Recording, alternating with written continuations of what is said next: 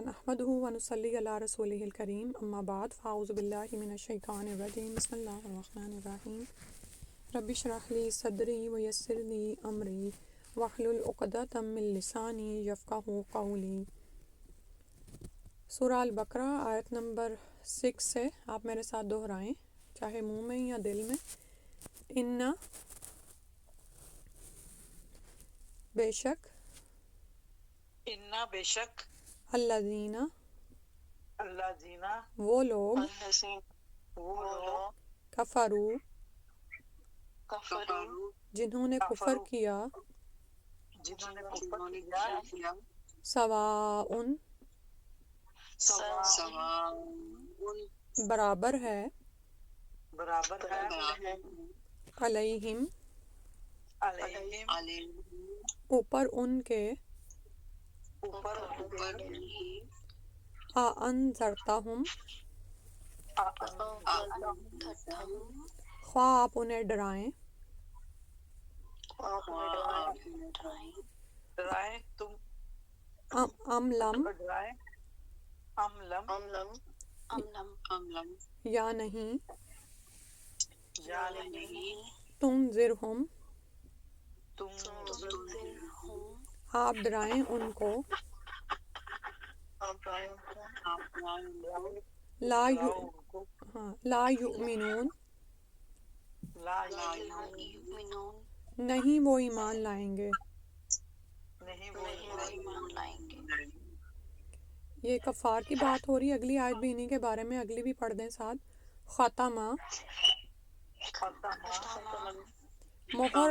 مہر لگا دی، اللہ اللہ نے، علی قلوبہم اوپر ان کے دلوں کے، وعلی سمعہم اور ان کے کانوں کے، وعلی ابصارہم اور اوپر ان کی آنکھوں کے، غشاوہ پردہ ہے، وَلَهُمْ اور ان کے لیے، عذاب عذاب ہے، عظیم بڑا۔ ٹھیک ہے، اب بس اب آپ دیکھ لیں، لفظوں کی میں وضاحت کرتی ہوں۔ انا بے شک، الذین وہ لوگ، یہ پیچھے آپ پڑھ آئے ہیں اس لفظ کو۔ کفروا میں آپ کو اردو سے ملتا جتلا لفظ کفر نظر آ رہا ہے، واو اینڈ پہ آ رہا ہے، تو مطلب یہ بہت سارے لوگ، یعنی ان سب نے جنہوں نے کفر کیا۔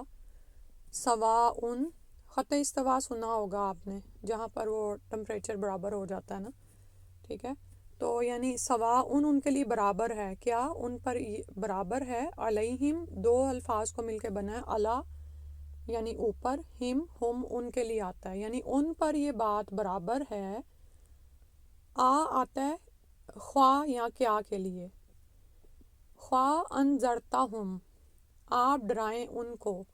انذار سنا ہو شاید اردو میں، ہائی اردو میں آتا ہے کہ کسی کو نہ ڈرانا، خبردار کرنا، ٹھیک ہے۔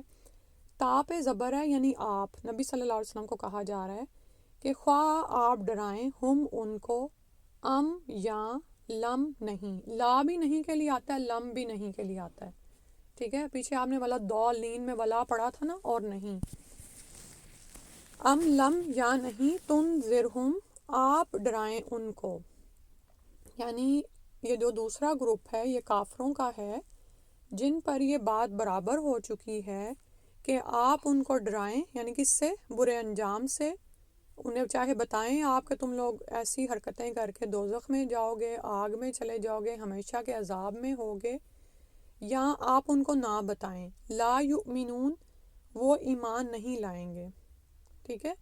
ایک گروہ وہ تھا پکے مومن ہیں جو ایمان لے آئے، یہاں پر اب اس جماعت کی، اس گروہ کی بات ہو رہی ہے جو کفر میں اور ڈھیٹ ہونے میں اتنے آگے چلے گئے ہیں کہ اب وہاں سے ان کی کوئی واپسی نہیں ہے، وہ کچھ نہیں سنتے ہیں، ٹھیک ہے۔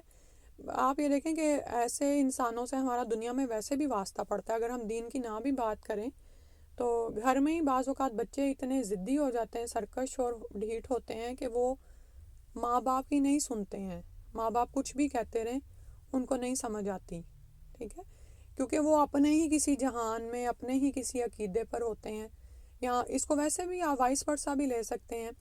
اور اسی طرح ٹیچرز کو بھی ایسے اسٹوڈنٹ سے واسطہ پڑتا ہے، کچھ اسٹوڈنٹس بڑے اچھے ہوتے ہیں اور کچھ ایسے ہوتے ہیں کہ بات ہی نہیں مان کے دیتے، ٹھیک ہے، یعنی ہر جگہ پر ہی آپ کو ایسے کچھ نہ کچھ لوگ نظر آ جاتے ہیں۔ تو اب نبی صلی اللہ علیہ وسلم کی یہ شدید خواہش تھی کہ سب مسلمان ہو جائیں، اور اسی حساب سے آپ صلی اللہ علیہ وسلم کوشش فرماتے تھے کہ کہ کوشش کرتے رہیں کہ یہ کسی طرح سے مان جائیں، ٹھیک ہے۔ اور اسی طرح ہمارے ساتھ بھی ہوتا ہے، جب ہم ایمان لے آتے ہیں، جب ایمان ہمارے دلوں میں رچ بس جاتا ہے، ہمیں دنیا کی حقیقت نظر آ جاتی ہے کہ یہ ختم ہونے والی ہے اور انجام کیا ہے، تو ہمارا دل کیا کرتا ہے کہ وہ لوگ جو ابھی وہاں تک نہیں پہنچے ہیں ہم انہیں بھی بتائیں، انہیں بھی بلائیں، ٹھیک ہے۔ مثال کے طور پر دنیا میں دیکھ لیں کہ جب ہم کسی چیز سے فائدہ اٹھاتے ہیں، مثلاً کہیں پہ کوئی سیل لگی ہوئی ہوتی ہے تو ہم وہاں پہ جاتے ہیں اور ہمیں بہت اچھی سیل ملتی ہے، تو ہمارا کوئی پیارا ہوتا ہے تو ہم اس کو آ کے بتاتے ہیں کہ بھئی تم بھی فلاں جگہ پہ سیل پہ جاؤ، بہت اچھی لگی ہوئی ہے، ٹھیک ہے۔ بالکل اسی طرح ہی ایمان کا معاملہ ہے کہ جب یہ دل میں رچ بس جاتا ہے تو انسان کا دل کرتا ہے کہ وہ لوگوں کو بلائے، ٹھیک ہے۔ جب آپ کے اندر یہ جذبہ بڑھ جاتا ہے نا، تو سمجھ جائیں کہ یہ اصل ایمان ہے، اصل خیر ہے جس کی حلاوت کو آپ نے پا لیا، ٹھیک ہے۔ کہ جب انسان مومن بن جاتا ہے تو وہ پھر اس بات سے رہ نہیں سکتا کہ میں اکیلا جنت میں چلا جاؤں اور یہ لوگ ان کو پتہ ہی نہ ہو، اور یہ آخرت میں اٹھیں تو یہ تو بکھلائے ہوئے ہوں کہ ہیں جہنم ہمارا مقدر ہے، ٹھیک ہے۔ اور ویسے بھی ان کا حق بھی بنتا ہے، ہمارے ارد گرد والوں کا ہم پر حق بنتا ہے کہ ہم انہیں بتائیں۔ آپ یہ دیکھیں نا کہ آپ کی پیاری دوست کو پتہ چلے کہ خود تو آپ سیل سے بڑے اچھے کپڑے لے کے پہن رہی ہیں اور آپ نے اس کو بتایا ہی نہیں، تو آبویسلی وہ ناراض ہوگی۔ تو اسی طرح ہم پر جب ہم مسلمان ہو جاتے ہیں تو ہم سب پر ذمہ داری ہے، اور انبیاء پر تو یہ ذمہ داری اس حد تک تھی کہ انہوں نے پورا پیغام پہنچانا تھا، حتیٰ کہ اللہ کے رسول صلی اللہ علیہ وسلم نے حجۃ الوداع کے موقع پر فرمایا، یعنی آپ اپنا پہلا اور آخری حج جو آپ نے کیا، کہ کیا میں نے پہنچا دی ہے، پیغام دے دی ہے سارا کچھ؟ تو صحابہ نے کہا جی ہاں۔ تو آپ صلی اللہ علیہ وسلم نے فرمایا اللہم اشہد، یعنی کہ یا اللہ گواہ رہنا کہ میں نے ذمہ داری ادا کر دی تھی، ٹھیک ہے۔ تو اب ہم بھی جب دنیا میں جب ہم خیر ہمارے اندر آ جاتا ہے تو ہمارا دل کرتا ہے سب کو پتہ چلے اس خیر کا، لیکن کیا ہوتا ہے کہ مختلف طرح کے لوگ آپ کو ملتے ہیں، کوئی مان جاتا ہے، وہ پہلے سے ہی خیر کی تلاش میں ہوتا ہے، یعنی بس بیج پھوٹنے کے لیے تیار ہوتا ہے، آپ پانی ڈالتے ہیں، آپ وحی الہی کے بارے میں اس کو بتاتے ہیں اور وہ ایمان لے آتا ہے۔ لیکن کچھ ایسے ہوتے ہیں کہ آپ کا دل تڑپ رہا ہوتا ہے ان کے لیے، لیکن وہ مانتے ہی نہیں ہیں، ان کی آنکھیں ہی نہیں کھلتی ہیں۔ تو یہ وہ چند مخصوص قسم کے لوگ ہیں جن کے دلوں پر آگے فرمایا ختم اللہ علی قلوبہم، ان کے دلوں پر تو مہر لگ گئی ہے۔ مہر کا کیا مطلب ہوتا ہے؟ کوئی چیز جس کو آپ سیل کر دیں، کوئی پہلے زمانے میں ہوتا تھا نا، خط بند کرتے تھے اوپر ایک وہ نیل پالش ہی لگا دیتے تھے یا ایسی کوئی چیز کہ وہ کھولنے والے کو پتہ چل جائے کہ بھئی راستے میں اس کو کسی نے نہیں کھولا۔ اور آج بھی اس کی بہت ساری ایسی ڈرنکس ہیں جن کو یا بہت سے ایسے اب تو فوڈز ہیں ان کو پریزرو کیا جاتا ہے اور ان کو سیل ٹائٹ کر دیا جاتا ہے کہ پھر آپ کو کھولنے کے لیے باقاعدہ تھوڑی محنت کرنی پڑتی ہے۔ وہ کیوں کرتے ہیں؟ تاکہ وہ اس چیز کی خاصیت برقرار رہے، ٹھیک ہے، باہر کی چیز اس کو افیکٹ نہ کرے اور اندر سے بھی کچھ نکل کے باہر نہ جائے۔ بالکل یہ حال ان کافروں کا ہے، ان پکے ڈھیٹ کافروں کا، کہ فرمایا گیا سواؤن علیہم انذرتہم ام لم تنذرہم، کہ آپ ان کو ڈرائیں یا نہ ڈرائیں، لا یؤمنون وہ ایمان نہیں لائیں گے۔ وہ جن عقائد پر جم گئے ہیں نا، جس دنیا کی رنگینیوں میں وہ کھو گئے ہیں، دنیا جو اتنی بہاروں کے ساتھ ان کے سامنے ہے نا، وہ اس سے پلٹ نہیں سکتے ہیں، وہ ان آسائشوں سے کو نہیں چھوڑ سکتے، وہ اپنے کمفرٹ زون سے باہر نہیں آ سکتے، ٹھیک ہے۔ اب وہ چاہے آپ انہیں ڈرائیں، ڈراوے دیں، کچھ کریں، اور ان میں مثال جیسے آپ جانتے ہیں نبی صلی اللہ علیہ وسلم کے کٹر دشمنوں کی، جیسے ابو جہل ہے، ابو لہب ہے۔ اب ابو لہب نبی صلی اللہ علیہ وسلم کا اپنا چچا ہے، آپ کا دل تڑپتا تھا کہ وہ ایمان لے آئے، لیکن اس نے دشمنی کی حد کر دی۔ جہاں آپ ہوتے تھے، آپ توحید کی دعوت دے رہے ہیں، وہ توحید کی راہ میں روڑے اٹکا رہا ہے، ٹھیک ہے۔ اسی طرح باقی بھی یہ جو بڑے بڑے سردار تھے، آپ صلی اللہ علیہ وسلم چاہتے تھے کہ یہ ایمان لے آئیں، اور وہی تبلیغ تھی کہ جس کو سن کر بہت سارے لوگ، بے شمار لوگ مسلمان ہو رہے تھے، یہاں تک کہ پورا جزیرہ عرب بھی اسلام کے سایہ عاطفت میں آ گیا تھا۔ لیکن جن لوگوں نے نہیں ماننا تھا وہ نہیں مانے، لا یؤمنون، وہ ایمان نہیں لائیں گے، ٹھیک ہے۔ تو سمجھایا یہاں پر یہ جا رہا ہے جو نبی صلی اللہ علیہ وسلم کو بھی، اور انبیاء کا تو دل بہت زیادہ، فلا اللہ کا باقی النفس کا علی آثارہم ان لم یؤمنوا بہذا الحدیث اسفا، کہ آپ صلی اللہ علیہ وسلم کا جو دل کڑتا تھا کہ وہ ایمان کیوں نہیں لاتے، تو آپ کو کہا گیا کہ آپ اپنا دل نہ اس طرح جلائیں، جو آپ جس مقصد پہ انسان لگا ہوا نا اس پہ لگا رہے، ٹھیک ہے۔ یعنی بعض اوقات یہ چیز انسان پر اتنی حاوی آ جاتی ہے کہ ہم نماز پڑھنے کھڑے ہوتے ہیں اور ہمیں اپنے پیاروں کا خیال آ رہا ہوتا ہے، ٹھیک ہے۔ تو ہم پر یہ ذمہ داری نہیں ہے کہ ہم کسی کی زندگی بدل دیں، ہم پر صرف یہ ذمہ داری ہے کہ آپ نے پیغام پہنچایا تھا کہ نہیں، آپ نے بتایا تھا کہ نہیں، حکمت کے ساتھ، جس وقت وہ سننے والے تھے۔ اب اس کے بعد سن کر اللہ ان کو ہدایت کی توفیق دیتا ہے یا نہیں دیتا، وہ اپنے لیے کیا فیصلہ کرتے ہیں، یہ ان کی ذمہ داری ہے۔ آپ سے یہ نہیں پوچھا جائے گا کہ فلاں ایمان لایا تھا یا نہیں لایا تھا، ٹھیک ہے۔ تو اس آیت کا مطلب یہ نہیں ہے کہ آپ پیغام نہیں پہنچائیں گے، آپ پیغام پہنچائیں گے، لیکن مختلف طرح کے لوگ آپ کو ملیں گے، تو کچھ ایسے ڈھیٹ بھی ملیں گے جن کے بارے میں آپ کو پتہ ہونا چاہیے کہ اب وہ نہیں مان رہے ہیں، تو آپ نے اپنی زندگی اور اپنا مقصد نہیں کھوٹا کرنا، ٹھیک ہے۔ پھر ہے ختم اللہ علی قلوبہم، ان کے لیے فرمایا کہ یہ ایسے لوگ ہیں کہ اللہ تعالیٰ نے ان کے دلوں پر مہر لگا دی ہے، یعنی اب جو ان کے نظریات عقائد ہیں نا، وہ اس پہ ہی جم گئے ہیں، اب اس سے وہ باہر نہیں نکلتے، وہ کسی نئی چیز کو نہیں لیں گے۔ آپ کسی، اور یہ دیکھیں کسی عام انسان کو نا توحید کا عقیدہ سمجھانا پھر بھی آسان ہوتا ہے۔ یہ جو ایلیٹ کلاس ہوتی ہے، یا یہ جو بڑے بڑے سائنسدان ہیں، انجینئرز ہیں، کوئی بھی، یعنی بعض اوقات اتنا کوئی انسان ہوتا ہے کہ دنیا کے تعلیم کی اس نے حد کر لی ہوتی ہے، بہت علم اس کے پاس ہوتا ہے، ٹھیک ہے، لیکن ہوتا کیا ہے کہ اتنا علم حاصل کر کے بھی اس کو اللہ کی معرفت نہیں آتی ہے، کائنات کو وہ ڈسکور کر رہے ہیں، لیکن اللہ کی کوئی معرفت نہیں، تو بیکار ہے ایسا سارا علم جو آپ کو بتایا ہی نہ کہ مجھے کسی خالق نے پیدا کیا ہے اور کسی مقصد کے لیے پیدا کیا ہے، اتنی بڑی کائنات کا نظام چلایا ہے اور اللہ اس کو دیکھ رہا ہے، تو کیا تم انسان جس کے لیے اس ساری کائنات کو مسخر کیا گیا ہے، یعنی ساری کائنات انسان کے کنٹرول میں ہے اور انسان اسے ڈسکور کرتا چلا جا رہا ہے، تو کیا تم کسی کو جواب دہ نہیں ہو؟ لیکن ہوتے ہیں ایسے لوگ، اور ایسے ہی لوگوں کو جب آپ کوئی توحید کی بات کرتے ہیں نا، تو وہ آپ کی بات نہیں سنتے ہیں، اس کو ایسے اڑاتے ہیں جیسے کوئی مکھی کو اڑا دینا۔ کیوں؟ کیونکہ وہ تو خود کو بہت بڑی چیز سمجھتے ہیں، جو ان کے نظریات اور جو عقائد ہوتے ہیں وہ آپ کو کوئی چیز نہیں گردانتے، وہ کہتے ہیں میں تو خود ہی بہت بڑا علم ہے میرے پاس، یہ مجھے کیا بات بتا رہی ہے کہ کوئی اللہ کا وجود ہے اور ہم نے مرنے کے بعد دوبارہ جی اٹھنا ہے اور ہمیں کوئی حساب ہمارا ہوگا۔ تو یہ وہ لوگ ہیں کہ جن کے دلوں پر مہر لگ گئی ہوتی ہے، ٹھیک ہے۔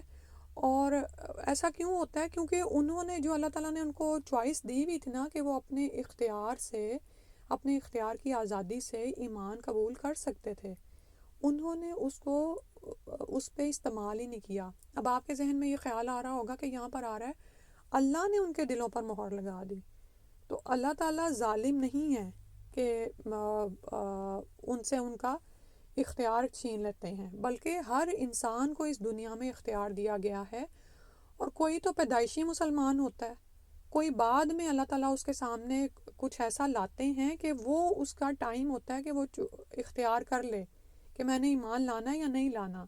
آپ موسیٰ علیہ السلام کی زندگی میں دیکھیں کہ جادوگروں کے سامنے وہی معجزہ پیش کیا گیا اور وہ سارے کے سارے سجدے میں گر گئے، حالانکہ دوسری طرف فرعون کہہ رہا ہے کہ میں تم سب کو سولی چڑھا دوں گا، تمہارے ہاتھ پاؤں مخالف جانب سے کٹوا دوں گا. انہوں نے کہا کوئی پرواہ نہیں، اب تو جو بھی کر لے، دنیا میں تو مرنا تو ہے ہی، لیکن ہمیں آخرت کے اللہ کے عذاب سے ڈر لگتا ہے. لیکن وہی فرعونی تھے، سب کچھ ان کے سامنے ہوا ہے، لیکن وہ مان کے ہی نہیں دیے. تو انہوں نے اپنے اختیار کی آزادی کو غلط استعمال کیا. تو پھر اللہ تعالیٰ نے ان کے دلوں پر مہر لگا دی، اور فرمایا وَعَلَىٰ سَمْعِهِمْ، اور ان کے کانوں پر مہر لگا دی. سنتے ہی نہیں ہیں، سن بھی رہے ہو نا تو وہ انسنی کرتے ہیں. وہی بات جیسے بھی آپ کو سمجھائی ہے کہ ان کے لیے آپ کی باتیں کوئی اہمیت نہیں رکھتی، وہ اپنے ہی نظریات اور عقائد پر اتنے جم چکے ہوتے ہیں. تو ہوتا یہ ہے کہ جب کوئی شخص اللہ کی دی ہوئی اختیار کی آزادی کے باوجود کفر کی راہ پہ چلتا ہے نا، تو اس کے لیے اللہ کی طرف سے وہی راہیں آسان کر دی جاتی ہیں. ٹھیک ہے، اگر آپ ہدایت پر چلیں گے، اللہ تعالیٰ آپ کے لیے ہدایت کو آسان کر دیتے ہیں.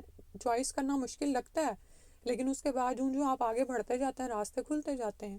اسی طرح ایک مسلمان کے لیے کفر کے راستے پر چلنا مشکل ہوتا ہے، لیکن کافر اس کو اپنے اختیار کی آزادی سے پسند کرتا ہے اور اس پر چل پڑتا ہے، وہ راستہ اس کے لیے آسان ہو جاتا ہے.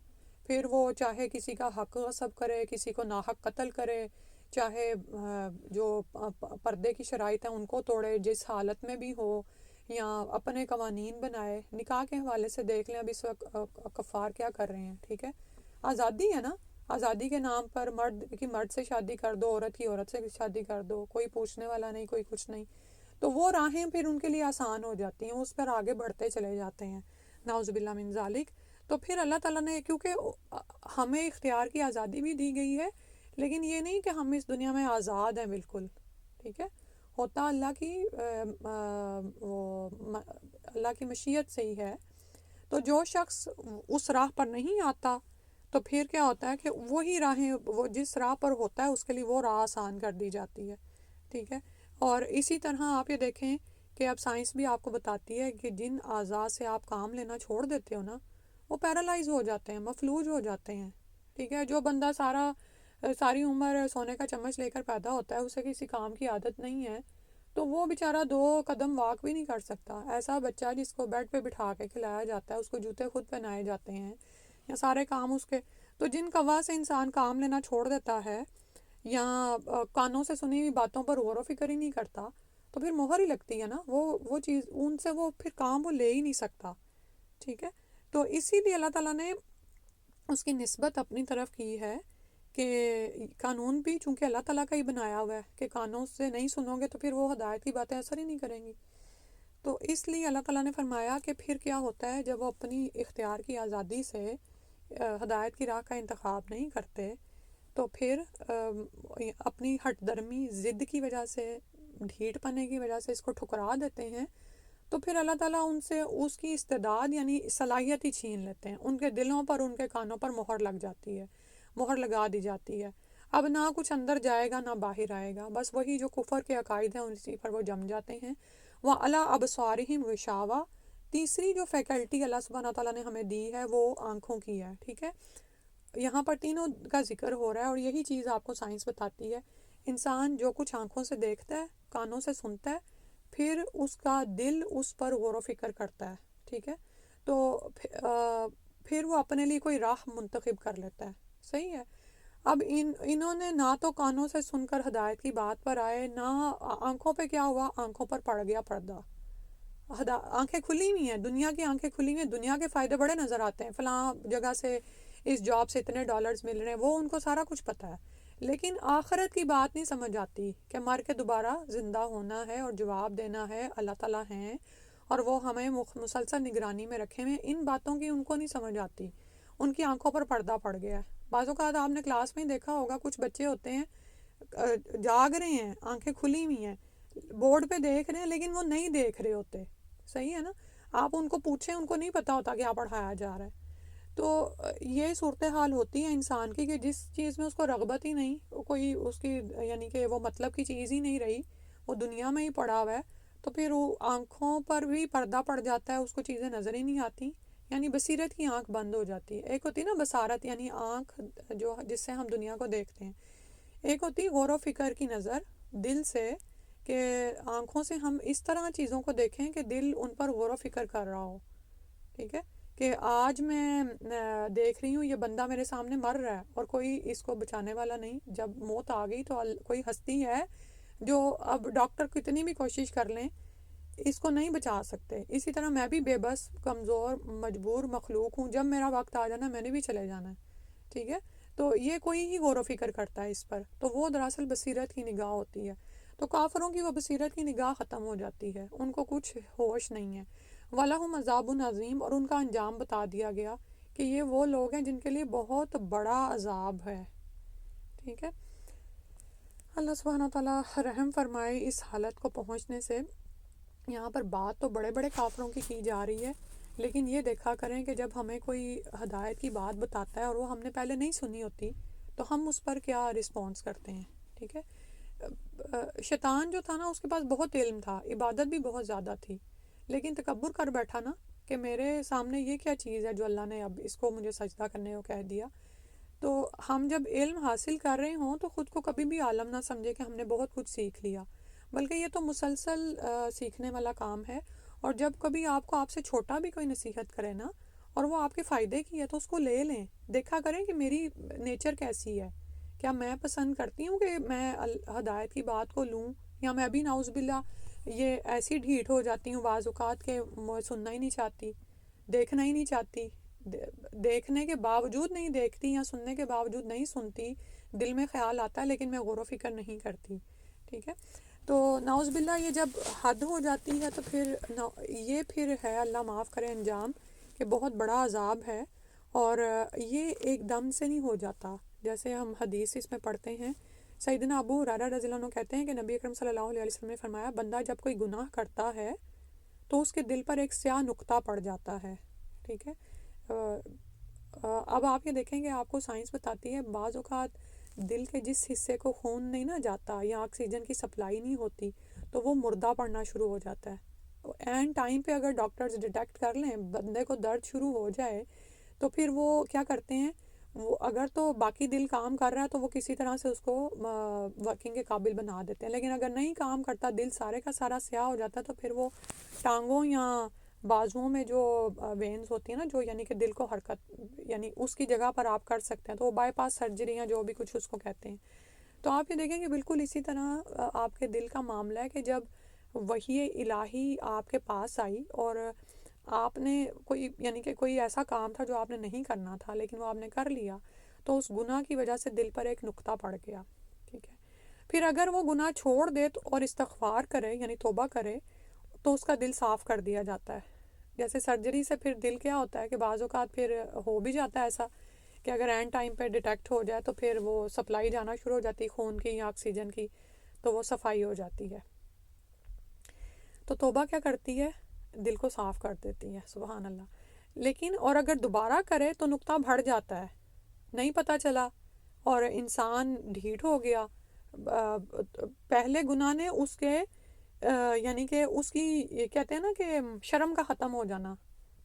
پہلی دفعہ کرتے ہوئے اس کو شرم آئی, لیکن جب اس کو پھر اس میں لطف آیا یا کسی نے پکڑا نہیں, کسی کو دیکھا نہیں, اللہ کا خیال نہ کیا, تو دوبارہ کیا اس نے گناہ. ٹھیک ہے. اور توبہ کی طرف نہیں گیا تو نقطہ بڑھ جاتا ہے حتیٰ کہ دل پر چھا جاتا ہے, پورے دل کو کور کر لیتا ہے. اور یہی وہ زنگ ہے جس کے متعلق اللہ تعالیٰ نے فرمایا, آیت آتی ہے المطففین میں, کلا بل ران علی قلوبہم ما کانوا یکسبون, کوئی نہیں بلکہ اللہ نے ان کے دلوں پر زنگ لگا دیا ہے, یعنی ان کے دلوں پر زنگ ہے اس وجہ سے جو وہ کمائیاں کرتے تھے. یعنی یہ ان کے اعمال کا بدلہ ہے کہ وہ پھر دل سیاہ ہو جاتا ہے اور پورے کا پورا سیاہ ہو جاتا ہے, ہدایت کی کوئی بات اس پر اثر نہیں کرتی ہے. استغفر اللہ, اللہ رحم کرے, اللہ تعالیٰ ایسی حالت سے بچائے. تو پھر یہی وہ لوگ ہیں جن کے لیے بہت بڑا عذاب ہے. اور یہاں پر عذاب عظیم کہہ کے بات ختم کر دی گئی, لیکن یہ کیا ہے کہ وہ جو پکے کافر ہیں ان کے لیے ہمیشہ کا ابدی عذاب ہے. اور آپ یہ دیکھیں کہ جہنم کی آگ کو اتنا دہکایا گیا ہے کہ وہ دنیا کی آگ سے 70 گنا زیادہ ہے.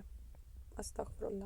یعنی دنیا کی آگ تو اللہ تعالیٰ نے پکانے کے لیے ہمیں اس حد تک دی نا, لیکن آپ یہ دیکھیں کہ ٹمپریچر بڑھ جائے تو ہم میں سے ہر ایک کا روٹی پکاتے ہوئے ہاتھ جلا ہی ہونا ہے. اور وہ ایک دن کا جو جلنا ہوتا ہے یا جو آبلہ پڑتا ہے وہ یعنی اگر پوری گھڑی چین نہیں لینے دیتا, 7-8 گھنٹے آپ کیسے ہی گزرتے ہیں جتنے بھی آپ ٹوٹکے کر رہے ہوتے ہیں. تو کہاں ہمیشہ کا عذاب اور اتنا بڑا عذاب. اللہ تعالیٰ محفوظ رکھے. اگلی آیت کرتے ہیں. وَمِنَ، آپ پڑھیں گے ساتھ. وَمِنَ، اور بعد. وَمِن، الناسی، بعد، الناس الناسی، لوگ ہیں. لوگ ہیں. من جو، من جو یقولو، یقولو کہتے ہیں. کہتے ہیں. آمنا، کہتے ہیں آمنا آمنا، ہم ایمان لائے. ہم ایمان لائے. باللہ، باللہ اللہ پر. اللہ پر. وا، اور. بالیوم الآخری، بالیوم الآخر. آخرت کے دن پر. آخرت کے دن پر. وما، اور نہیں. وما ہم وہ. ہم وہ بمؤمنین، بمؤمنین ایمان لانے والے. ایمان لانے والے. اگلی آیت ہے. یخادعون، یخادعون وہ دھوکہ دیتے ہیں. وہ دھوکہ دیتے ہیں. اللہ، اللہ اللہ کو. اللہ کو. والذین، والذین اور ان لوگوں کو. اور ان لوگوں کو. آمنو، آمنو جو ایمان لائے. جو ایمان لائے. وما یخدعون، وما یخدعون اور نہیں وہ دھوکہ دیتے. نہیں وہ دھوکہ دیتے. الا، مگر. اللہ مگر انفسہم، انفسہم اپنے نفسوں کو. اپنے نفسوں کو. وما یشعرون، وما یشعرون اور نہیں وہ شعور رکھتے. اور نہیں وہ شعور رکھتے. اگلی آیت بھی کر لیتے ہیں. ان کا انجام ہے اس آیت میں. فی قلوبہم، فی قلوبہم ان کے دلوں میں. ان کے دلوں میں مرض، بیماری ہے. مرض، بیماری ہے.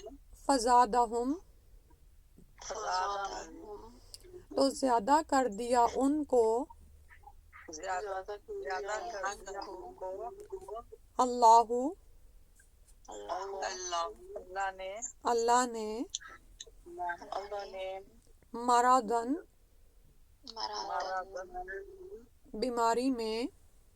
بیماری میں. ولہم، اور ان کے لیے. عذاب، عذاب ہے. علیم، دردناک. بما کانو، بوجہ اس کے جو تھے وہ.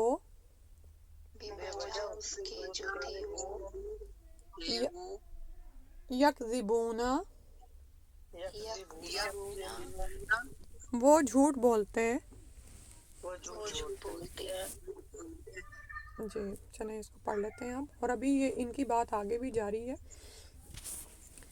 اب یہاں پر تیسرے گروہ کا حال بتایا گیا آیت نمبر 8 سے. وَمِنَ النَّاسِ، اور لوگوں میں سے کچھ ایسے ہیں. ٹھیک ہے، یعنی 3 طرح کے گروپ ہیں. ایک مومنین ہیں، ایک کافر ہیں، پکے کافر ہیں. اور تیسرے وہ لوگ ہیں من یقولو. اب یہ زبانوں سے تو کہہ دیتے ہیں آمنا باللہ، ہم اللہ پر ایمان لائے. وبالیوم الآخری، اور آخرت کے دن پر. لیکن اللہ تعالیٰ ان کے لیے کہہ رہے ہیں وما ہم بمؤمنین، اور حالانکہ وہ ایمان لانے والے نہیں ہیں. ماں کا ترجمہ یہاں پر نہیں میں جا رہا ہے. جو بھی ہوتا ہے اس کا ترجمہ جیسے پیچھے آپ نے پڑھا تھا، لیکن جب جملے کے کانٹیکسٹ سے نا اس کا ترجمہ نہیں میں بھی پلٹ جاتا ہے. تو وہ زبانوں سے تو کہتے ہیں کہ ہم اللہ اور آخرت کے دن پر ایمان لائے، یعنی جو بنیادی ایمان کی شرط ہے نا، یعنی کہ پڑھ دینا کلمہ شہادت. لیکن اللہ تعالیٰ ان کے لیے بتا رہے ہیں. اور کیوں بتا رہے ہیں؟ کیونکہ خالی زبان کا ایمان قبول نہیں ہے. ٹھیک ہے، ابھی دل کے پیچھے بات ہوئی نا کہ ان کے دلوں پر مہر لگ گئی کافروں کے، تو دل کا معاملہ بڑا اہم ہے، اسی پر ہی امتحان ہے ہمارا. زبان سے انسان جو بھی کہتا رہے، اور ہمارا یہ ایمان ہے کہ اللہ تعالیٰ دلوں کے حال کو جانتا ہے. وہ صرف ہماری ظاہری باتوں کو نہیں بلکہ یہ بھی جانتا ہے کہ ہمارے دل میں کیا کیا خیالات گزر رہے ہیں. اور سبحان اللہ، آپ سائنس آپ کو بتاتی کہ ایک لمحے میں کتنے ہزاروں خیالات آپ کے دل سے گزر جاتے ہیں. تو اللہ سبحانہ و تعالیٰ تو جانتے ہیں کہ انسان کیا سوچ رہا ہے. تو اللہ تعالیٰ ان کے لیے کہہ رہے ہیں کہ ان کے دلوں میں ایمان نہیں ہے، وہ ایمان والے نہیں ہیں. یعنی جیسے صحابہ ایمان لائے وہ ویسا ایمان نہیں لائے. ٹھیک ہے، اور وہ سم ٹائمز پھر ان کے اعمال سے بھی نظر آ جاتا ہے، کیونکہ جب انسان کے دل میں ایمان ہوتا ہے وہ اس کا زبان سے اظہار کرتا ہے، تو پھر اس کا ثبوت یہ ہوتا ہے کہ وہ عمل سے ثابت کرتا ہے کہ میں ایمان والا ہوں. وہ اللہ کی بات کو مانتا ہے، اللہ کے احکامات کو مانتا ہے. لیکن ان کے ساتھ ایسا معاملہ نہیں تھا، اور یہ پھر کیا کہلائے؟ منافقین کہلائے. ٹھیک ہے، ہپوکریٹس کہلائے. یعنی ہپوکریٹ کون ہوتا ہے؟ جس کے دو رخ ہوتے ہیں. وہ کہیں کچھ ہوتا ہے، کہیں کچھ ہوتا ہے. زبان سے وہ کچھ کہتا ہے لیکن وہ اس کے دل میں وہ نہیں ہوتا. اور ایسا شخص آپ کو اپنی زندگی میں بڑا برا لگتا ہے کہ وہ آپ کے سامنے تو خوب تعریفیں کرے، آپ کے ساتھ بڑا میٹھا بنے، لیکن پیچھے وہ آپ کا دشمن ہو اور آپ کے خلاف چالیں چلیں. ٹھیک ہے، تو یہی دراصل منافقت ہوتی ہے، اور ان کے بارے میں بتایا جا رہا ہے. اچھا، اب وہ اپنے دلوں میں یہ سمجھ رہے ہیں یخادعون اللہ، کہ وہ اللہ کو دھوکہ دے رہے ہیں، کہ ہم نے اپنی زبانوں سے کہہ دیا کہ ہم ایمان لے آئے ہیں اللہ اور آخرت کے دن پر، والذین آمنوا، اور دھوکہ ساتھ ساتھ ایمان والوں کو بھی دیتے ہیں. ٹھیک ہے، یعنی آپ کے پاس اگر کوئی آتا ہے کہ میں نے کلمہ شہادت پڑھنا ہے، تو مومن کہے گا آ جاؤ. اب ہمیں تو نہیں پتا اس کے دل میں کیا ہے، تو مومن کو بھی وہ دھوکہ دے رہا ہوتا ہے. تو اللہ تعالیٰ فرما رہے ہیں کہ وہ اللہ اور ایمان والوں کو دھوکہ دیتے ہیں. اور مقصد کیا تھا ان کافروں کا، ان منافقین کا؟ کہ یہ وہ لوگ تھے جنہوں نے جو مسلمانوں کی تلواروں سے بھی بچنا چاہتے تھے اور کافروں سے بھی بچنا چاہتے تھے، تو انہوں نے اپنے ایمان کا ظاہری طور پر اظہار کر دیا. ٹھیک ہے، پھر جب ان کو مسلمانوں سے فائدے نظر آتے تھے تو ان کی طرف ہو جاتے تھے، اور جب ان کا دل کرتا تھا تو انکار کرتے تھے جہاد سے یا نکلنے سے، بہانے بناتے تھے. اور درپردہ کافروں کے ساتھ بھی انہوں نے لگا کے رکھی ہوئی تھی کہ کوئی مشکل حالت پیش آئی تو فوراً ان سے جا ملے. یعنی بیچ میں وہ تھے، دو رخے تھے، ہپوکریٹس تھے، منافقین تھے. تو وہ یہ سمجھ رہے تھے کہ ہم اللہ اور مومنوں کو یعنی ایمان والوں کو دھوکہ دے رہے ہیں، اور دلوں میں بڑے خوش ہوں گے کہ کافروں کے ساتھ بھی ہم نے بنا کے رکھی ہوئی ہے، مسلمانوں کے ساتھ بھی بنا لیے، کلمہ ہی پڑھنا تھا نہ پڑھ لیا. ٹھیک ہے، تو اللہ تعالیٰ فرما رہے ہیں وما یخدعون الا انفسہم، یہ وہ دھوکہ اللہ اور مومنین کو نہیں دے رہے. مومنوں کا کیا جاتا ہے، اور اللہ کا تو بالکل بھی نہیں. اللہ کو تو پتہ ہے کہ ان کے دلوں کا حال کیا ہے. تو اللہ تعالیٰ کہہ رہے ہیں اپنی ہی جانوں کو دھوکہ دے رہے ہیں. یعنی دنیا کے فائدے حاصل کرنے کے لیے یہ جس حال میں جا پڑے ہیں، آخرت کے ابدی فائدے سے محروم ہو گئے. تو یہ دراصل دھوکہ ہی ہے. جب آنکھیں کھلیں گی تو دیکھیں گے کہ یعنی موت کے وقت جب آنکھیں کھلیں گی، موت کے فرشتے سامنے نظر آئیں گے اور پتہ چلے گا کہ ہمارا انجام کیا ہے. اور اسی طرح آخرت میں جب یہ جہنم میں پھینکے جائیں گے اور یہ سمجھیں گے کہ ہم دنیا میں ایمان والوں کے ساتھ تھے، تو آخرت میں بھی ہمارے ساتھ ویسا ہی معاملہ ہو جائے گا. لیکن ایسا ہوگا نہیں. ٹھیک ہے، بلکہ ان کو وہاں پہ لائٹ ہی نہیں دی جائے گی یہ کہ پل صراط کو پار کر سکیں. اور پھر یہ مومنوں کو کہیں گے کہ ہم تو دنیا میں تمہارے ساتھ تھے. تو مومن کہیں گے روشنی وہیں سے لو جہاں سے مل رہی تھی، یعنی کہ واپس دنیا میں جاؤ جہاں سے ایمان کی روشنی لینی تھی، یا پھر پیچھے جاؤ جہاں پر اعمال کی بنا پر روشنی دی گئی تھی. تو وہ جب پیچھے کو پلٹیں گے تو ان کے اور مومنوں کے درمیان دیوار لگا دی جائے گی اور وہ جہنم میں سب سے نیچے گرتے چلے جائیں گے. نعوذ باللہ من ذالک. تو یہ اپنی جانوں کو دھوکا ہے نا جو انہوں نے دنیا میں دیا. تو وما یشعرون، اللہ تعالیٰ نے فرمایا، اور وہ اس وقت ان کو شعور بھی نہیں کہ وہ کیا بے وقوفی کر رہے ہیں، کیا پاگل پن کر رہے ہیں. شین عین را بال کو کہتے ہیں، یعنی بال جیسی باریک دانائی، عقل مندی. یعنی انہوں نے عقل ہی نہیں کی، شعور ہی نہیں کیا کہ یہ جو وہ کر رہے ہیں یہ منافقت، اس کا وبال تو ان کے سروں پر پڑنے والا ہے، وہی ذلیل و رسوا ہوں گے. اور اس دھوکے کا نہ تو اللہ کو کوئی فرق پڑے گا، اور مومن بھی جو بصیرت والا ہوتا ہے نا اس کو بھی ہپوکریٹ نظر آ جاتا ہے. آپ کو اپنے دوستوں میں پہچان ہو جاتی ہے نا ایسے لوگوں کی، کتنے دن چلتے ہیں ایسے لوگ آپ کے ساتھ، آپ فائنلی ان کی منافقت کو پہچان جاتے ہیں کہ بھئی یہ تو دوست میرے ساتھ مخلص ہی نہیں ہے۔ بالکل ایسے ہی ایمان کا معاملہ ہے، جب آپ کے اندر خیر ہوتی ہے اور آپ ایمان پر ہیں تو ساتھ میں اگر کوئی شخص کہہ بھی رہا ہے میں مومن ہوں لیکن کہیں کوئی مشکل وقت اسلام پہ آتا ہے، وہ آپ کا ساتھ ہی نہیں دیتا، اس کو اپنی زندگی کی دنیا کی پڑی ہے، تو آپ پہچان جاتے ہیں۔ تو مومن ہی دھوکہ کھاتا، ہمیں ان کے لیے یہی کہا گیا ہے کہ ہم ان کے زبانوں کے مطابق ان سے معاملہ کریں، لیکن مومن دل میں پہچان جاتا ہے، ٹھیک ہے۔ تو دراصل یہ دھوکہ پھر کس کو دے رہے ہیں؟ اپنی جانوں کو، نعوذ باللہ۔ اللہ تعالیٰ نے فرمایا، پیچھے والوں کے لیے فرمایا تھا کہ ان کے ختم اللہ علی قلوبہم، کافروں کے دلوں پر تو پردہ پڑ گیا، ان کے لیے کیا ہے؟ فی قلوبہم مرض، ٹھیک ہے، یعنی دعات پہ دو پیشیں آ رہی، مطلب یہ کہ یہ ایک اسم کے طور پر ہے، اور یعنی کہ جس کو آپ کہہ لیں کہ سبجیکٹ کے طور پر ہے، ٹھیک ہے، پھر مرادن ہے آبجیکٹ کے طور پر۔ تو اللہ تعالیٰ فرما رہے ہیں کہ ان کے دلوں میں بیماری ہے۔ اب یہاں سے ہمیں پتہ چلتا ہے دلوں کی بیماریاں بھی ہوتی ہیں، اور دلوں کی بیماریاں ایک تو وہ ہوتی ہیں نا جو جسمانی ہمیں پتہ چل جاتی ہیں، جیسے ابھی میں نے آپ کو بتایا کوئی شخص ہے اس کے دل کو آکسیجن یا اس کی بلڈ کی سپلائی نہیں جاتی یا کچھ مسئلہ ہو جاتا ہے۔ اچھا، قلب جو ہے نا، قلوب کا واحد یعنی سنگولر قلب ہے، قلب کا مطلب ہوتا ہے الٹنا پلٹنا، اور ہارٹ کرتا بھی یہی ہے، خون کی سپلائی کرتا ہے، گندے خون کو صاف کر کے تو جسم کو صاف خون دیتا ہے۔ اسی طرح یہ ہمارا جو دل ہے اللہ کے اس میں ہے، اللہ ہی کے اختیار میں ہے، اور ہمیں آزادی دی گئی ہے کہ ہم اس کو ہدایت کی طرف پھیر دیں یا گمراہی کی طرف پھیر دیں، ٹھیک ہے۔ تو جو وحی الہی ہے نا، وہ دلوں کے لیے یعنی کہ کہیں کہ خوراک کا کام کرتی ہے، جیسے ہمارے دل کو آکسیجن اور خون چاہیے ہوتا ہے یا جو بھی، اسی طرح ہمارا جو روحانی دل ہے نا، جس کا تعلق اللہ سے ہے، ٹھیک ہے، اس کو بھی وحی الہی کی خوراک چاہیے ہوتی ہے۔ بعض اوقات ہمیں روز ہی کوئی نصیحت چاہیے ہوتی ہے، بعض اوقات ہفتے میں، تو اب جب وہ نصیحت نہیں ملتی تو دل بھی بیمار ہونا شروع ہو جاتے ہیں، جب ان کو خوراک نہیں ملتی، ان کو پراپر ہم فیڈ نہیں کرتے ہیں، دنیا میں ہی پڑے ہوئے ہیں، بس جسم کو ہی سنوارے جا رہے ہیں، تو ان کو بیماری لگ جاتی ہے، ٹھیک ہے۔ اور یہاں پر بیماری سے کیا مراد ہے؟ نفاق کی بیماری، ٹھیک ہے، نہ تو وہ یعنی اب نفاق بظاہر دیکھنے میں بھی بیماری ہے نا، ایسا شخص آپ کو کتنا کوفت میں مبتلا کرتا ہے، تو یہ دل میں منافقت رکھے ہوئے ہیں، یہ بیماری ہے۔ نفرت بھی دل کی بیماری ہے، اس کو بھی انسان دل میں پال رہا ہوتا ہے، اسلام سے نفرت ہونا، مسلمانوں سے حسد ہونا، دشمنی رکھنا، ٹھیک ہے۔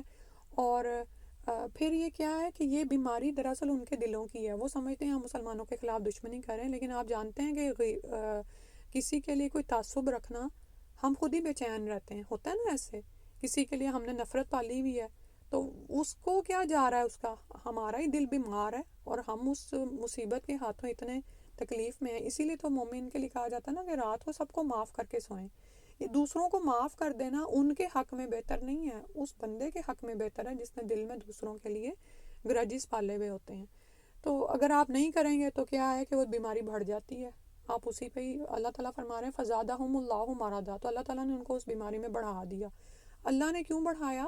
کیونکہ وہ خود ہی اس پر چل پڑے، اللہ نے اسی راہ کی آسانی دے دی، اب وہ اسی پر ہی بڑھتے چلے جاتے ہیں، جوں مسلمانوں کو اور اسلام کو طاقت ملتی چلی گئی، ان کی بیماری میں بھی اضافہ ہوتا چلا گیا، ٹھیک ہے۔ اور اسی طرح ہم اپنا دیکھیں حال کہ بعض اوقات کسی بندے کے خلاف ہم اتنا زیادہ نفرت رکھ کے بیٹھے ہوتے ہیں کہ وہ، اور اس کو ہم صاف نہیں کرتے ہیں، ٹھیک ہے، اس سے دوستی نہیں کرتے ہیں، تو وہ ہمیں ہی کھاتی ہے اندر سے، ہمارے لیے ٹینشن اور مصیبت کا باعث بنتی ہے، اور وہ پھر بڑھتا چلا جاتا ہے مرض بعض اوقات۔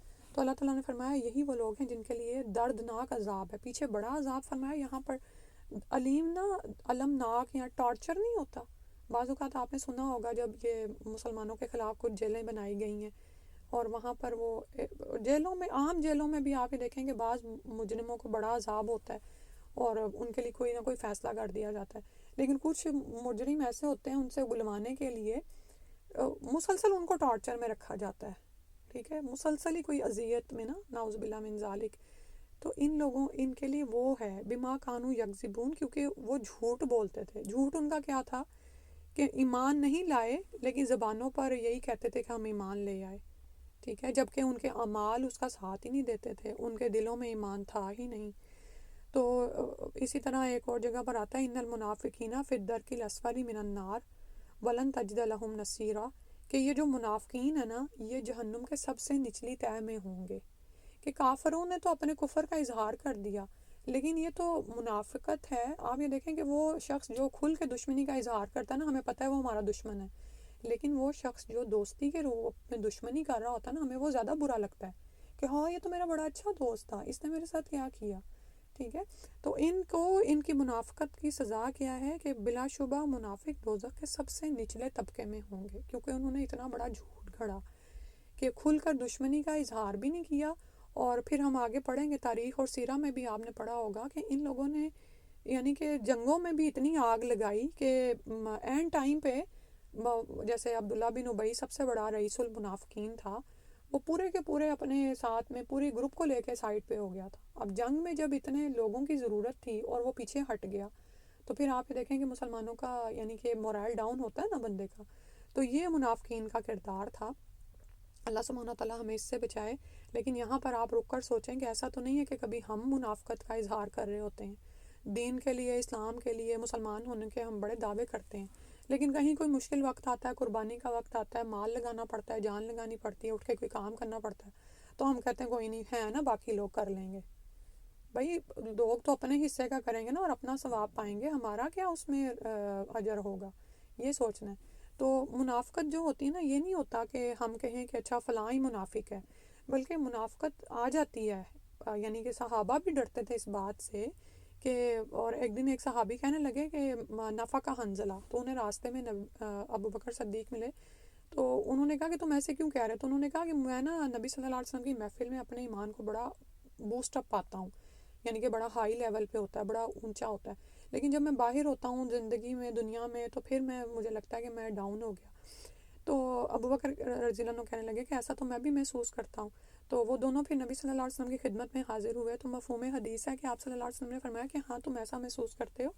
تو یہ دراصل یہ ایک فطری سی بات ہے، ٹھیک ہے، کہ یعنی کہ انسان جب دین کی نصیحت سن رہا ہوتا ہے بار بار، اور یہی ایمان ہے، اوپر نیچے ہوتا رہتا ہے، تو پھر ہمیں یہ چیک کرتے رہنا چاہیے کہ کہیں ایسا تو نہیں. صحابہ کو اس بات کا ڈر تھا کہ کہیں ان میں تو نہیں منافقت آ رہی ہے. تو ہمیں بھی یہ دیکھنا چاہیے کہ ہمارا ایمان کے بارے میں کیا حال ہے نا. تو اللہ سبحانہ و تعالیٰ ہمیں منافقت سے بھی بچائے اور کفر سے بھی بچائے، ایمان پر سلامتی عطا فرمائے. انشاءاللہ آیت نمبر 10 تک اگلی دفعہ سن لوں گی میں. اور ابھی نا منافقین ہی کی بات ہو رہی ہے اگلی آیات میں. آپ یہ دیکھیں کہ مومنین کا پہلی آیت الف لام میم ہوگی نا، 3 یا 4 آیتوں میں مومنین کا ذکر ہوا، متقین کا، پھر اس کے بعد 2 آیتوں میں کفار کا. لیکن منافقت ایک ایسی چیز ہے کہ جس کو اللہ تعالیٰ نے یہاں پر اگلی آیات میں بھی ہمارے لیے واضح کیا ہے، کیونکہ منافقت کی بھی نا 2 اقسام ہو جاتی ہیں آگے. ایک وہ پکے منافق ہوتے ہیں جن کے لیے کوئی واپس پلٹنے کی امید نہیں ہوتی، لیکن ایک وہ منافق ہیں جو کہ عمل میں پیچھے رہ جاتے ہیں. جیسے بھی بتایا نا کہ قربانی دینے کا وقت آیا تو کہتے ہیں او نہیں مجھے تو یہ ضرورت یاد آ گئی دنیا کی، وہ یاد آ گئی. ٹھیک ہے، تو وہ عملی منافقت سے بھی ہم نے بچنا ہے انشاءاللہ. تو آگے بھی نہیں کہ وہ چلیں گی. جزاک اللہ خیراً کثیراً.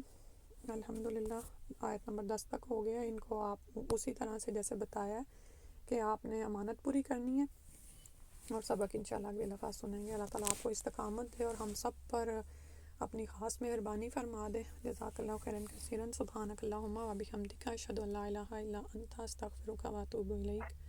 السلام علیکم.